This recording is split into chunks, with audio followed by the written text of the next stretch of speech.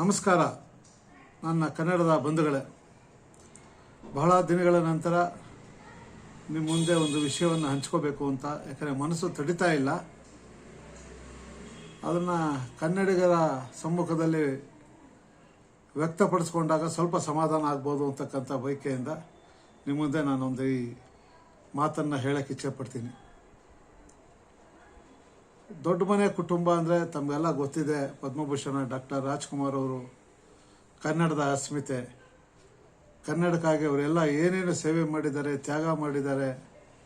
ಬರೀ ಮಾತಿನಲ್ಲಿ, ಬರೀ ಚಿತ್ರರಂಗದ ನಟನೆ ಅಭಿನಯದಲ್ಲಿ ಮಾತ್ರವಲ್ಲದೆ ಕನ್ನಡಕ್ಕೆ ಅನ್ಯಾಯವಾದಾಗ ಯಾವ ರೀತಿ ತಮ್ಮ ಅಭಿಪ್ರಾಯವನ್ನು ನಾಡಿನ ಜನರಲ್ಲಿ ಹಂಚಿಕೊಂಡಿದ್ದಾರೆ, ಯಾವ ರೀತಿ ಹೋರಾಟವನ್ನು ಮಾಡಿದ್ದಾರೆ, ಅದನ್ನು ಪದೇ ಪದೇ ಹೇಳಿ ತಿಳಿಸ್ಕೊಡತಕ್ಕಂಥದ್ದು ಅತಿಶಯೋಕ್ತಿ ಅಲ್ಲ. ಆದರೆ ಇಂತಹ ದೊಡ್ಡ ಮನೆ ಕುಟುಂಬಕ್ಕೆ ಇರ್ತಕ್ಕಂಥ ವ್ಯಕ್ತಿತ್ವದ ಮೇಲೆ ತಪ್ಪು ಮಾಡಿದೆ ಯಾರು ಬೇಕಾದ್ರೂ ತಪ್ಪು ಅಂತ ಹೇಳಿ, ಆಗ ಅನಿವಾರ್ಯವಾಗಿ ಅನಾವಶ್ಯಕವಾಗಿ ಆ ಕುಟುಂಬದ ಹೆಣ್ಣು ಮಕ್ಕಳ ಬಗ್ಗೆ ತುಚ್ಛವಾಗಿ, ಅಸಹ್ಯವಾಗಿ ಕೆಲವು ಕಿಡಿಗೇಡಿಗಳು ಮಾತಾಡಿರ್ತಕ್ಕಂಥದ್ದು ತಮಗೆಲ್ಲ ಸಾಮಾಜಿಕ ಜಾಲತಾಣದಲ್ಲಿ ವ್ಯಕ್ತಪಡಿಸಿರ್ತಕ್ಕಂಥದ್ದು ತಮಗೆಲ್ಲ ಗೊತ್ತಿದೆ. ಒಬ್ಬ ಕನ್ನಡ ಪರ ಹೋರಾಟಗಾರನಾಗಿ ಕನ್ನಡದ ಬಗ್ಗೆ ಅಭಿಮಾನವನ್ನು ಮೂಡಿಸೋದಕ್ಕೆ ನನಗೆ ಪದ್ಮಭೂಷಣ ಡಾಕ್ಟರ್ ರಾಜ್ಕುಮಾರ್ ಅವರೇ ಕಾರಣ. ಅವ್ರು ಮಾಡಿರ್ತಕ್ಕಂಥ ಕನ್ನಡದ ಅಸ್ಮಿತೆ ಬಗ್ಗೆ ಯಾರೂ ಪ್ರಶ್ನೆ ಮಾಡೋಕ್ಕಾಗಲ್ಲ. ಆ ಕುಟುಂಬದಲ್ಲಿ ಹುಟ್ಟಿದಂಥ ಕುಡಿ ನಮ್ಮ ಪುನೀತ್ ರಾಜ್ಕುಮಾರ್, ಪವರ್ ಸ್ಟಾರ್ ಪುನೀತ್ ರಾಜ್ಕುಮಾರ್, ಕರ್ನಾಟಕ ರತ್ನ. ಇವೆಲ್ಲವೂ ಸಹ ಪುನೀತ್ ಅವರು ಅಪೇಕ್ಷೆ ಮಾಡಿ ಪಡ್ಕೊಂಡಿದ್ದಲ್ಲ, ಇಡೀ ಕನ್ನಡದ ಸಮೂಹ ಅವರಿಗೆ ಇದನ್ನು ಸಮರ್ಪಿಸ್ಕೊಂಡಿದೆ. ಇಂಥ ಕರ್ನಾಟಕ ರತ್ನ ಪುನೀತ್ ರಾಜ್ಕುಮಾರ್ ಅವರ ಸೇವೆ ಅದು ಇವತ್ತು ಕನ್ನಡಿಗರ ಮನಸ್ಸಲ್ಲಿ ದೇವರ ಒಂದು ಸ್ಥಾನದಲ್ಲಿ ತಗೊಂಡಾಗಿ ಪುನೀತ್ ಅವರನ್ನು ನಾವು ಕುಂಡಿಸ್ಕೊಂಡಿದ್ವಿ. ನಿಜ, ಪುನೀತ್ ರಾಜ್ಕುಮಾರ್ನವ್ರನ್ನ ಕಳ್ಕೊಂಡಿರ್ತಕ್ಕಂಥದ್ದು, ಅವ್ರು ಮಾಡಿರೋ ಸೇವೆ, ಅವರ ಕನ್ನಡದ ಅಭಿಮಾನ, ಕನ್ನಡ ಸಂಘಟನೆಗಳು, ಅದರಲ್ಲೂ ನಮ್ಮ ಮೇಲೆ, ನಮ್ಮ ಸಂಘಟನೆ ಮೇಲೆ ಇಟ್ಟಂಥ ಅಭಿಮಾನ, ಅವರು ನಮ್ಮ ಜೊತೆ ಹಂಚ್ಕೊಂಡಿರ್ತಕ್ಕಂಥ ಸಮಯಗಳು, ಇವೆಲ್ಲವೂ ನೆನಪಾದಾಗ ಅವ್ರ ಕುಟುಂಬದ ಬಗ್ಗೆ ತುಚ್ಛವಾಗಿ ಮಾತಾಡ್ತಕ್ಕಂಥ ಕಿಡಿಗೇಡಿಗಳ ಬಗ್ಗೆ ಖಂಡಿಸ್ತಲೇ ಇದ್ದರೆ ಒಬ್ಬ ಕನ್ನಡಿಗನಾಗಿ ಅದು ನನಗೆ ನಾನೇ ಮಾಡ್ಕೊಂಡಂಥ ದ್ರೋಹ ಆಗುತ್ತೆ. ಏನೇ ಆಗಿರಲಿ, ಯಾವುದೇ ಹೆಣ್ಣು ಮಕ್ಕಳಾಗಿರಲಿ, ಅದು ಪುನೀತ್ ರಾಜ್ಕುಮಾರ್ ದೊಡ್ಡ ಮನೆ ಕುಟುಂಬದ ಹೆಣ್ಮಕ್ಳಾಗಿರಲಿ, ಇಲ್ಲ ಸಾಮಾನ್ಯ ಕುಟುಂಬದ ಹೆಣ್ಮಕ್ಳಾಗಿರಲಿ, ಅಸಹ್ಯವಾಗಿ ತುಚ್ಛವಾಗಿ ಹೆಣ್ಣು ನಿಂದನೆ ಮಾಡ್ತಕ್ಕಂಥ ಈ ಕಿಡಿಗೇಡಿಗಳಿದಾರಲ್ಲ, ಆ ಕಿಡಿಗೇಡಿಗಳ ಬಗ್ಗೆ ನನ್ನ ಅನಿಸಿಕೆಯನ್ನು, ಅಭಿಪ್ರಾಯನ ವ್ಯಕ್ತಪಡಿಸ್ಬೇಕು ಅಂತ ನನ್ನ ಮನಸ್ಸು ಕಾಡ್ತಾಯಿತ್ತು. ಆ ನಿಟ್ಟಿನಲ್ಲಿ ಇತ್ತೀಚೆಗೆ ಸಾಮಾಜಿಕ ಜಾಲತಾಣದಲ್ಲಿ ಅದು ಯಾವುದೋ ಗಜಪಡೆ ಅಂತೆ, ಅದೇನೋ ದರ್ಶನ್ಯ ಅಂತ, ಅವನ ಹೆಸರು ಸಹ ನನಗೆ ಸರಿಯಾಗಿ ಯಾಕಂದರೆ ಯಾಕೆ ಹೇಳಕ್ಕೆ ಬರಲ್ಲ ಅಂದರೆ, ಅವ್ರು ಯಾರು ಅಪ್ಪ ಅಮ್ಮನಿಗೆ ಹುಟ್ಟಿದ್ದೀವಿ ಅಂತ ನಾವೇ ಅಂತ ಹೇಳ್ತಕ್ಕಂಥ ಅಭಿಪ್ರಾಯವನ್ನು ವ್ಯಕ್ತಪಡಿಸಿ ಟೀಕೆ ಮಾಡೋವಂಥವ್ರಲ್ಲ. ಅವ್ರು ನಿಜವಾಗಲೂ ಸುಸಂಸ್ಕೃತರಾಗಿದ್ರೆ, ಇಲ್ಲ ಅವ್ರ ನಾಯಕ ಯಾರು ಅಂತ, ಅವ್ರ ನಾಯಕ ಯಾರು ಅಂತ ನನಗೆ ಗೊತ್ತಿಲ್ಲ, ಅವ್ರೇನಾದರೂ ಹಾಗಿದ್ರೆ ಈ ರೀತಿ ಹೆಣ್ಣುಮಕ್ಕಳನ್ನ RCB ಮ್ಯಾಚಲ್ಲಿ ಪುನೀತ್ ರಾಜ್ಕುಮಾರ್ ಅವರ ಶ್ರೀಮತಿಯನ್ನು, ಅಶ್ವಿನಿ ಪುನೀತ್ ರಾಜ್ಕುಮಾರ್ನ ಕರೆಸಿ ಅವ್ರ ಗೌರವವನ್ನು ಸಲ್ಲಿಸಿದ್ರೆ, ಈತ ಆಡಿರ್ತಕ್ಕಂಥ ಮಾತಿದೆಯಲ್ಲ, ಅವಳು ವಿಧವೆ ಬಂದಿದ್ದಕ್ಕೆ RCB ಸೋಲ್ತಾ ಇದೆ ಅಂತ.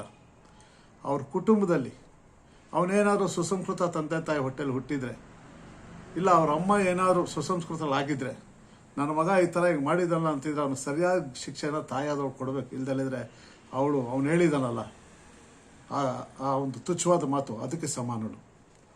ಯಾರು ವಿಧವೆ ಇರಲ್ಲ, ಯಾರು ವಿಧವೆ, ಅವ್ರ ನಾಯಕ ಅಂತ ಯಾರು ಕರಿತಾನೆ ಅವ್ರು ಹೋಗಿ ಕೇಳಿ ಅವ್ರ ಕುಟುಂಬದಲ್ಲಿ ವಿಧವೆಯರು ಇಲ್ವಾ ಅಂತ. ಅಪಶಕುನ ವಿಧವೆಯರು. ನಮ್ಮ ಭಾರತ ದೇಶವನ್ನು ಆಳಿದಂಥ ಇಂದಿರಾ ಗಾಂಧಿ, ಇಡೀ ವಿಶ್ವಕ್ಕೆ ಇಂದಿರಾ ಗಾಂಧಿ ಯಾವ ವ್ಯಕ್ತಿತ್ವವನ್ನು ಒಬ್ಬ ವಿಧವೆ ತೋರಿಸಿದ್ಲು ಅಂತಕ್ಕಂಥದ್ದು ಗೊತ್ತಿದೆ. ಈ ಮುಂಡೆ ಮಕ್ಕಳಿಗೆ ಕೆಟ್ಟ ಮಾತು ಆಡಬಾರ್ದು, ಅವರು ತಡ್ಕೊಂಡು ಮಾತಾಡ್ತಿದ್ದೀನಿ. ಈ ತಂದೆ ತಾಯಿಗೆ ಹೊಟ್ಟೆಲಿ ಹುಟ್ಟದಲೇ ಇರ್ತಕ್ಕಂಥವ್ರು, ಇವರು ನಿಜ ಅಯೋಗ್ಯರು. ಈ ಕಚಡ ಬಡ್ಡಿ ಮಕ್ಕಳಿಗೆ ಒಂದು ಸವಾಲು ಹಾಕ್ಬೇಕಾಗತ್ತೆ. ನೀವು ನಿಜವಾಗ್ಲೂ ನಿಮ್ಮ ಅಪ್ಪ ಅಮ್ಮನಿಗೆ ಹುಟ್ಟಿದ್ದೀವಿ ಅಂತಕ್ಕಂಥದ್ದನ್ನ ಸಾಬೀತು ಮಾಡೋದಾರೆ, ನಾನೇ ಕಣ ಹಾಕಿರೋದು ಅಂತಕ್ಕಂಥದ್ದನ್ನ ನೇರವಾಗಿ ಹೇಳೋವಂಥ ಯೋಗ್ಯತೆಗಳನ್ನ ತೋರಿಸ್ರಲ್ಲ. ಯಾವುದ್ಯಾವುದೋ ಟ್ರೋಲ್ ಮಾಡಿಕೊಂಡು ಯಾವೊಂದು ಅಡ್ರೆಸ್ಗಳಿಲ್ಲ ನನ್ನ ಮಕ್ಕಳ, ನೀವು ನಿಮ್ಮ ಅಡ್ರೆಸ್ಗಳು ಹೇಳೋಕೆ ನೀವೆಲ್ಲ ಖಾಲಿ ಡಬ್ಬ ನನ್ನ ಮಕ್ಕಳಲ್ಲ. ಈ ತುಕ್ಕಿಡ್ದ ಖಾಲಿ ಡಬ್ಬದಲ್ಲಿ ಬರೀ ಶಬ್ದನೇ ಬರೋದು. ಅಭಿಮಾನಿ ದೇವ್ರುಗಳು ಯಾವತ್ತೂ ಪರಮಾತ್ಮನ ಹಬ್ಬನ ಊರಹಬ್ಬ ಮಾಡ್ತೀವಿ ನಿಮ್ಮ ಯೋಗ್ಯತೆಗೆ. ಅದು ನಿಜವಾದ ಹಬ್ಬ. ನಿಮ್ಮ ಥರ ಖಾಲಿ ಡಬ್ಬ, ತುಕ್ಕಿಡು ಖಾಲಿ ಡಬ್ಬ, ಬರೀ ಶಬ್ದ ಡಬ ಡಬ ಡಬ ಡಬ ಅಷ್ಟೇ. ಯಾಕೇಳಿ ನಿಮ್ಗೆ ಅಪ್ಪ ಅಮ್ಮನೇ ಇಲ್ಲ, ಲೋಫರ್ ನನ್ನ ಮಕ್ಕಳು ನೀವು. ನೀವೇನಾದ್ರು ಯೋಗ್ಯವಾದ ತಂದೆ ತಾಯಿ ಹುಟ್ಟಲಿದ್ರೆ ಬರ್ರ ಎದುರಿಗೆ ಬರಲಿ. ನಿಮ್ಮಂಥ ನಾಯಿ ನರಿಗಳಿಗೆ ಸವಾಲಾಕಕ್ಕೆ 100 ಜನ, 1000 ಜನ, ಲಕ್ಷಾಂತರ ಜನ ಬೇಡ ಕಣೋ. ಒಬ್ಬ ಸ್ವಾಭಿಮಾನಿ ಕನ್ನಡಿಗ ಸಾಕು.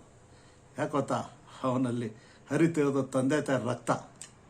ನಿಮ್ಮ ಥರ ಬೆರ್ಕೆ ರಕ್ತ ಹರಿತಿಲ್ಲ. ನಿಮ್ಮ ನಾಯಕ ಅದನ್ನು ಹೇಳ್ಬೇಕು ಕಣೋ ನಿಮಗೆಲ್ಲ. ನಿಮ್ಗೆ ಯಾವನ ನಾಯಕ ಯಾವುದೋ ಗಜಪಡೆ ಅಂತ ಹಾಕೊಂಡ್ಬಿಟ್ರೆ ನಿಮ್ಗೆ ಅದಕ್ಕೆ ಅವನೇನು ಕುಲಗೋತ್ರ ಇಲ್ವೇನೋ. ಯಾವನ ನಿಮ್ಮ ನಾಯಕ ಹಾಕೊಂಡು ಹೇಳ್ಸ ನಿಮ್ಮ ನಾಯಕಂಗೆ. ಅವ್ನು ಕೇಳ್ತೀವಿ ನಾವು ಅವನಿಗೆ, ನೀನೇನಾದರೂ ಅಪ್ಪ ಅಮ್ಮಂಗೆ ಹುಟ್ಟಿದ್ರೆ ನಿನ್ನ ಶಿಷ್ಯರಿಗೆ ಯೋಗ್ಯವಾಗಿ ನಡ್ಕೊಳ್ಳಿ ಅಂತ ಹೇಳು ಫಸ್ಟು. ಅಂಥ ಜನ ಸಜ್ಜನರು ನಿಂತ್ಕೊಳ್ಳಲಿ. ಈ ದುರ್ಜನ ಇಂಥ ಕಿತ್ತವ್ರದನ್ನು ನಿನಗೂ ಮಸಿ ಬೆಳೀತಾರೆ, ನಿನಗೂ ಮಸಿ ಬಳಕೆ ಅಂತ ಅವನಿಗೂ ಹೇಳ್ತೀವಿ.